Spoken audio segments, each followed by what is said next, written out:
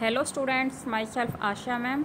और बच्चों, आज हम करने वाले हैं हमारी हनी ड्यू का 3rd chapter glimpses of the past.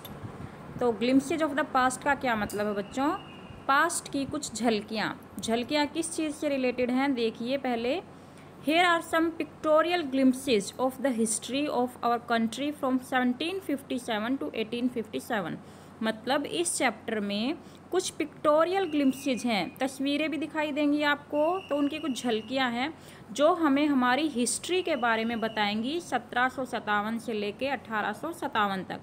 These pictures and speech bubbles will help clarify your understanding of the conditions that lead to the event known as the First War of Independence in 1857। तो ये जो तस्वीरें हैं और जो ये speech bubbles आपको दिखाए गए हैं, तो ये आपकी अंडरस्टैंडिंग को क्लैरिफाई करेंगे और आपको पता चल जाएगा कि जो हमारा फर्स्ट वॉर हुआ था इंडिपेंडेंस के लिए, मतलब जो हमारा प्रथम स्वतंत्रता के लिए जो संग्राम हुआ था 1857 का, तो उसके लिए क्या क्या कारण थे, किन कारणों से ये जो स्वतंत्रता संग्राम हमने लड़ा था। तो फर्स्ट देखिए, द मार्टियर्स। मार्टियर्स कौन? जो शहीद हो चुके हैं हमारे देश के लिए। लता मंगेशकर आपको दिखाई दे रही हैं इसमें। At a function in Delhi के एक फंक्शन में, O my country man, let your eyes fill with tears as you recall the sacrifices of the India's martyrs. कि मेरे देश के लोगों, तुम अपनी आंखों में आंसू भर लो और अपने देश में जो शहीद हुए हैं उनके सेक्रीफाइसेज यानी उनके बलिदानों को याद करो। तो अब देखिए, कंपनीज कॉन्क्वेस्ट, मतलब जो ईस्ट इंडिया कंपनी थी उसने किस तरह हमारे देश में विजय प्राप्त की, तो वो देखेंगे हम 1757 से लेके 1849 तक। With its superior weapons, the British East India Company was extended its power in 18th century India. मतलब जो ब्रिटिश ईस्ट इंडिया कंपनी थी, जो आपको पता है, आपने एसएस में पढ़ा होगा, व्यापार के लिए हमारे देश में आई थी, परंतु धीरे धीरे इसने हमारे पूरे देश पे कब्जा कर लिया था। मतलब अपने सुपीरियर वेपन्स, जो उनके बढ़िया हथियार थे, उनके द्वारा 18वीं शताब्दी में जो ईस्ट इंडिया कंपनी थी उसने अपनी शक्ति को बढ़ा लिया था। इंडियन प्रिंसेस वर शॉर्ट साइटेड। जो इंडियन प्रिंसेस थे वो शॉर्ट साइटेड मतलब अदूरदर्शी थे। दैट अपस्टार्ट राजा बाह कॉल द इंग्लिश मर्चेंट्स। कि ये राजा तो बहुत शक्तिशाली बनता जा रहा है, अंग्रेजी व्यापारियों को बुलाओ। They will help me to defeat him. वो मेरी मदद करेंगे उसे हराने में। मतलब क्या था, एक राजा दूसरे राजा को नीचा दिखाना चाहता था, उसे हराना चाहता था, तो इसके लिए वो अंग्रेज व्यापारियों की मदद लेते थे। The people had no peace due to such constant fights. तो लोगों में किसी प्रकार की कोई शांति नहीं थी इन लगातार होने वाली लड़ाइयों के कारण। The rivalries helped the East India company and it could easily subdue Indian princess one by one. Rivalry क्या होती है? आपसी शत्रुता। तो जो ये आपसी शत्रुता थी, इसने ईस्ट इंडिया कंपनी की मदद की, जिससे उन्होंने धीरे धीरे करके जो भारतीय राजा थे उनको एक एक करके हरा दिया। Sorry. A far seeing ruler like the brave Tipu of Mysore fort the British till he died fighting. मतलब एक दूरदर्शी राजा हुआ था मैसूर का टीपू सुल्तान, उसने मरते दम तक अंग्रेज़ों से लड़ाइयाँ की। Thank God there is peace in the country now, no more wars and no looting by thugs. मतलब कुछ लोग खुश भी थे ईस्ट इंडिया कंपनी के कारण कि चलो बढ़िया है, भगवान का शुक्र है कि हमारे देश में अब शांति है, कोई ज़्यादा युद्ध नहीं हो रहे, ना ही ठग हमें लूट रहे हैं। और destiny is linked with them. हमारा भाग्य तो उनसे जुड़ा हुआ है। It is God who sent the British. ये भगवान ही है जिसने अंग्रेज़ों को भेजा। मतलब शुरू में लोगों को लगा कि चलो ठीक है, हमारे साथ कुछ बुरा नहीं हुआ है। The white man has killed और दी थ्रोन अवर किंग। फिर धीरे धीरे उनको यूँ भी लगा कि जो अंग्रेज़ लोग हैं उन्होंने हमारे राजाओं को गद्दी से उतार दिया है या मार दिया है। Some kings were not good. कुछ राजा अच्छे नहीं थे, but after all they were of this land. फिर भी वो हमारी भूमि के थे। Now we have become slaves of foreigners. और अब तो हम अंग्रेज़ों के गुलाम हो गए हैं। मतलब अलग अलग प्रतिक्रियाएं थी लोगों की। शुरू में समझ रहे थे कि अच्छा हुआ है, बाद में उन्हें लगा नहीं, ये तो कुछ गलत ही हो रहा है। थर्ड पार्ट देखिए, British rule. Religious leaders preached ideas like untouchability and child marriages. कुछ भारतीय नेता होते थे जो छुआछूत की, बाल विवाह की भावनाओं को फैलाते थे। Anyone who crosses the seas loses its his religion, भाई जो भी कोई समुद्र पार करेगा वो अपने धर्म को खो देगा। All the misery in the world is due to woman, कुछ लोग ये भी कहते थे कि संसार में जितने भी दुख है ना सब औरतों के कारण हैं। The truth was that Indians had lost self respect, the British scorned them, और सच्चाई ये थी कि जो भारतीय थे उनमें कोई सेल्फ रिस्पेक्ट की भावना ही नहीं थी और जो अंग्रेज़ थे वो उनका शोषण कर रहे थे। The natives are unworthy of trust, incapables of honesty, तो अंग्रेज़ आपस में बात करते हैं कि जो ये भारत के निवासी हैं इन पे विश्वास नहीं किया जा सकता, इनकी ईमानदारी पे भरोसा नहीं किया जा सकता। True your honour but I am honest, फिर ये देखो इंडियन कह रहा है कि हाँ आप ठीक कह रहे हैं लेकिन मैं तो ईमानदार हूँ, मतलब सब अंग्रेज़ों के तलवे चाटने में लगे हुए थे। Being merchant the British wanted quick profits, their heavy taxes forced farmers to abandon their field, अब क्योंकि वो व्यापारी बन के आए थे अंग्रेज़ लोग तो वो ज़्यादा से ज़्यादा प्रॉफिट चाहते थे, उन्होंने हैवी टैक्सेस लगा दिए और किसानों को मजबूरन अपने खेत छोड़ने पड़े, ज़मीनें छोड़नी पड़ी। But your man are taking all my crop, भाई आपके लोगों ने मेरी सारी फसल ले ली है। You are still in arrears, if you don't pay next week I will send you to jail, लेकिन तुम अभी भी एरियर मतलब तुम पे अभी भी कर्जा बाकी है और यदि तुमने अगले सप्ताह तक नहीं चुकाया तो तुम्हें जेल भेज दिया जाएगा। Still the British invented other methods which gave them more profit, और ये जो अंग्रेज़ थे इन्होंने और तरीके भी अपनाए जिससे कि उन्हें ज़्यादा प्रॉफिट हो। The goods manufactured in England should not have any import duty when brought into India, मतलब जो सामान इंग्लैंड में बनता था उसे भारत में आने पर कोई आयात शुल्क नहीं देना पड़ता था, मतलब बिना शुल्क के वो अपना सामान भारत में ले आते थे, तो ये उन्हें अच्छा आइडिया लगा। The East India Company's laws began to cripple Indian industry, तो जो ईस्ट इंडिया कंपनी ने ऐसे नियम बना दिए जिससे कि जो भारतीय इंडस्ट्रीज़ थी, भारतीय उद्योग थे, वो एकदम तबाह होते जा रहे थे। Inevitably, famines followed between 1822 and 1836. 15 lakh Indians died of starvation, मतलब लगातार अकाल पड़ रहे थे, भूखमरी फैल गई थी, तो 1822 से 1836 के बीच 15 लाख लोग भूखमरी के कारण मर चुके थे। The British policies ruined and expert artisans and their business, जो ब्रिटिश पॉलिसी थी उन्होंने जो हमारे कुशल कारीगर थे उनके बिजनेस को तबाह कर दिया था। अब देखिए जो ये राजा राम मोहन रॉय थे हमारे भारतीय समाज सुधारक, उनके बारे में। Ram Mohan Roy a learned man from Bengal understood what was wrong with the country, मतलब ये राम मोहन रॉय थे, ये एक बुद्धिजीवी थे बंगाल से, तो ये समझ गए थे कि हमारे देश के साथ कुछ गलत हो रहा है। Let us not despise our self, our ancient culture is great, भाई अपने आप को तुम नीचा मत समझो, हमारा जो भारतीय कल्चर है वही महान है। And we are capable of greater achievement, और हम तो और भी अच्छी उपलब्धि हासिल कर सकते हैं। We must first reform our society, पहले हमें हमारे समाज को सुधारना होगा। Superstitions have been ruining us, जो सुपरस्टिशंस हैं, अंधविश्वास है, वो हमें बर्बाद कर रहे हैं। He told his wife Uma, तो उसने अपनी पत्नी उमा को बताया, cows are of different colours, कि गायें जो हैं वो अलग अलग रंगों की होती हैं, but the colour of their milk is the same, लेकिन उनके दूध का रंग सेम होता है। Different teachers have different opinions but the essence of every religion is the same, कि अलग अलग शिक्षकों के अलग अलग ओपिनियंस होते हैं, फिर भी उनके धर्म का सार एक ही होता है।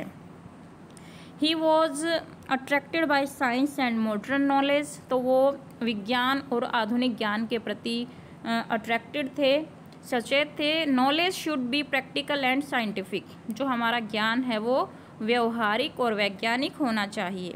ही crossed the seas and went to England to see what made the British powerful, तो वो समुद्र पार गया, मतलब भारत से बाहर गया, उसने देखा कि क्या चीज़ है भाई जो अंग्रेज इतने शक्तिशाली बनते जा रहे हैं। We accept you as rulers and you must accept as subject, भाई हमने आपको अपना शासक माना है अंग्रेज़ों को, तो आपको भी हमें अपनी प्रजा समझनी चाहिए। But you must remember the responsibility A ruler ओज टू इट्स सब्जेक्ट, तो आपको अपनी जो रिस्पॉन्सिबिलिटी है एक शासक के प्रति, जो शासक की जो अपनी प्रजा के प्रति होती है वो समझनी चाहिए। He started newspaper but the suspicious British stopped them in 1823। उसने न्यूज़पेपर चलाना भी शुरू किया, लेकिन जो अंग्रेज़ थे उन्होंने उसको 1823 में बंद करवा दिया।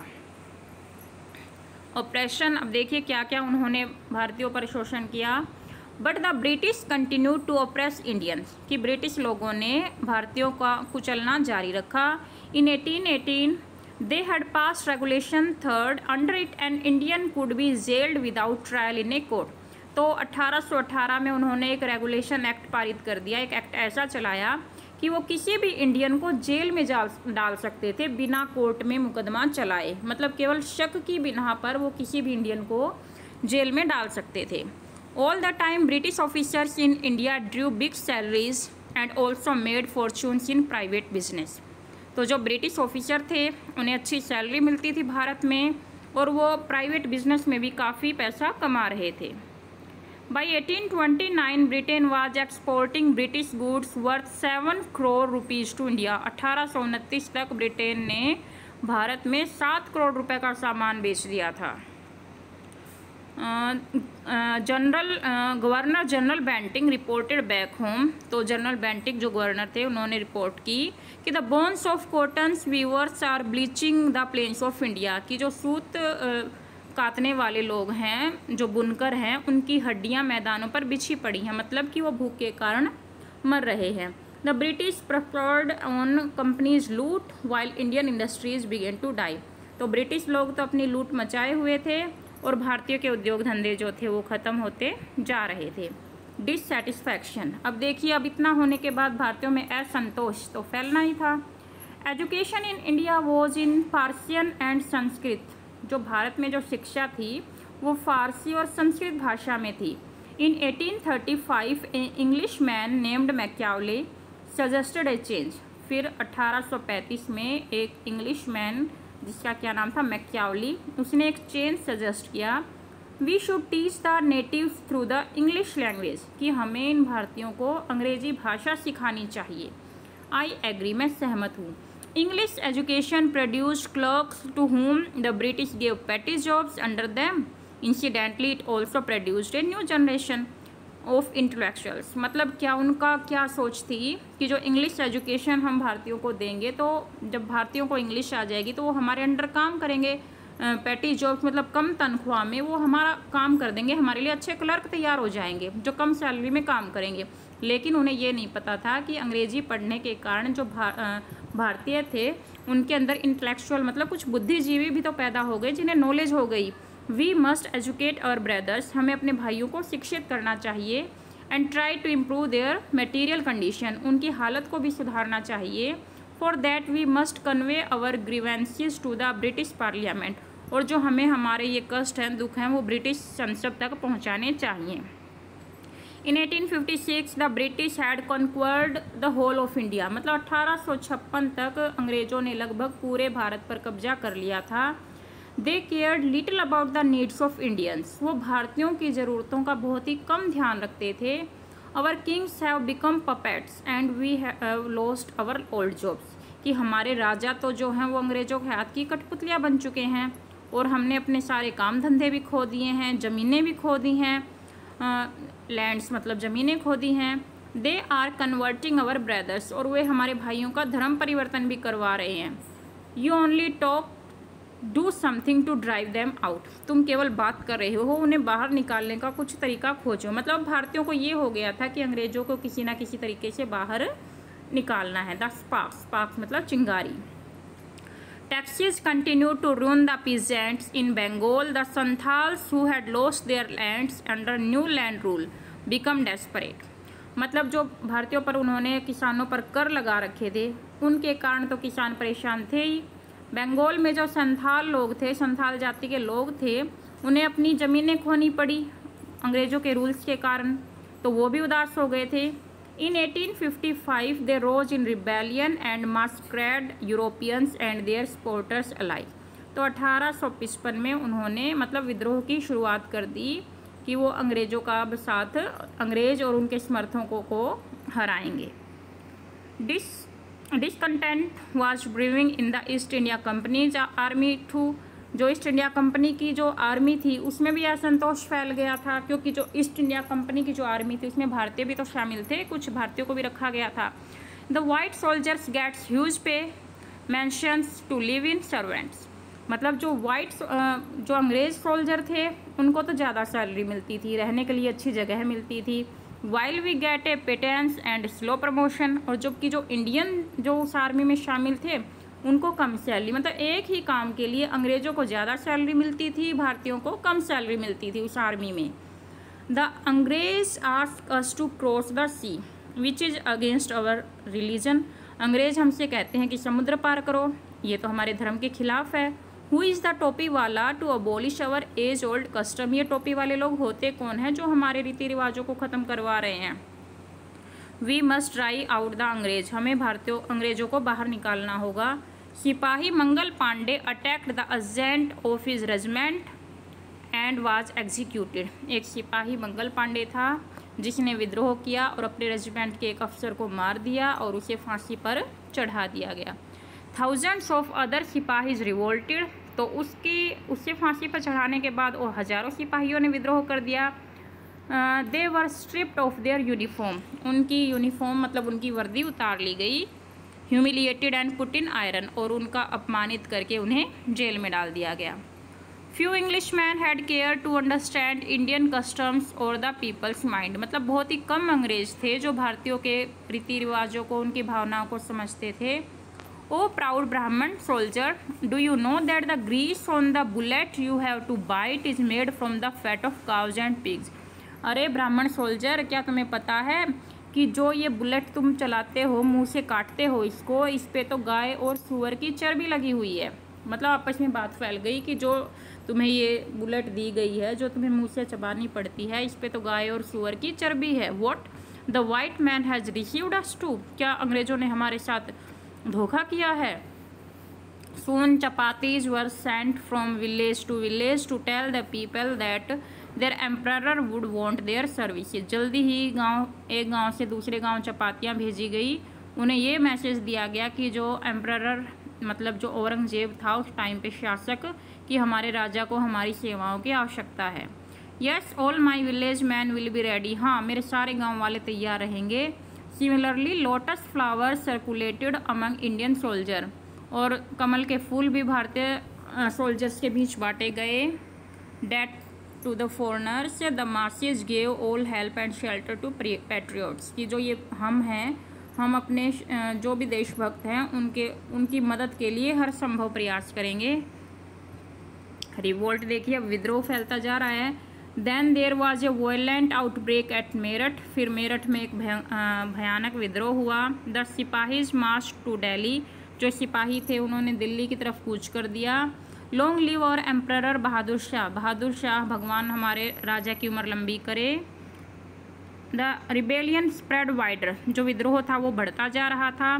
Many landlords had lost their lands because of the British policies and they were sore, अब कई जमींदारों ने भी अपनी ज़मीनें खोनी पड़ी थी अंग्रेज़ों के रूल्स के कारण, तो वो भी नाराज़ थे अंग्रेज़ों से। The white man's rule must end, कि अंग्रेज़ों का शासन तो ख़त्म होना चाहिए। Yes we will help you, हाँ हम तुम्हारी मदद करेंगे। लास्ट देखिए अब इसका, द फाइट फॉर फ्रीडम, मतलब इतने सारे रीजन्स इकट्ठा हो गए थे कि भारतीय पूरी तरह, शुरू में वो खुश थे कि चलो अंग्रेज़ आए हैं, कोई लूट नहीं होती, कोई गलत काम नहीं होता, लेकिन धीरे धीरे उन्हें पता चला कि इन्होंने तो हमारे ऊपर कब्जा कर लिया है और यही हमारे साथ बुरा करे। तो ऐसे ऐसे जो चिंगारी थी वो भड़कती गई और 1857 तक इतनी मतलब ज़्यादा लोगों में रोष फैल गया कि उन्होंने स्वतंत्रता संग्राम छेड़ दिया। तो देखिए, many farmer rulers like Begum Hazrat Mahal of Lucknow were beater, अब कई जो फॉर्मल रूलर थे जैसे बेगम हजरत महल, वो सब मतलब उनमें सब में असंतोष था। The white man has taken away my kingdom, कि अंग्रेज़ों ने हमारा राज्य छीन लिया है। पॉपुलर लीडर्स लाइक मौलवी Ahmadullah of Faizabad told the people, तो इन्होंने लोगों को बताया, राइज ब्रदर्स राइज द अंग्रेज इज रूइनिंग अवर लैंड, कि भाइयों खड़े हो तुम, ये अंग्रेज हमें तबाह कर रहे हैं। The people rose everywhere in Bareilly, Kanpur and Allahabad, हर जगह से लोग तैयार हो गए लड़ाई के लिए। अजीमुल्ला खान टोल्ड तात्या टोपे, तो अजीमुल्ला खान ने तात्या टोपे को बताया, we should have Peshwa Nana Sahib as our leader in this war of independence, कि आज़ादी की इस लड़ाई में हमें पेशवा नाना साहेब को अपना लीडर चुनना चाहिए। 80-year-old Kunwar Singh of Bihar received A bullet in his rest, मतलब 80 साल के कुंवर सिंह को उनकी कलाई में गोली लगती है। Mother Ganga this is my last offering to you, कि हे माँ गंगा, ये मेरी तुम्हारे प्रति आखिरी ऑफरिंग है, आखिरी भेंट है। The patriots pounced upon the British and fort pieced battles of all over north India, मतलब इस तरह से पूरे उत्तरी भारत में जो स्वतंत्रता का संग्राम था वो छिड़ चुका था। तो इसमें आपने देखा कि जो हमारा पहला स्वतंत्रता संग्राम था वो किन कारणों से हुआ था। आई होप आपको अच्छे से समझ आ गया होगा। Thank you.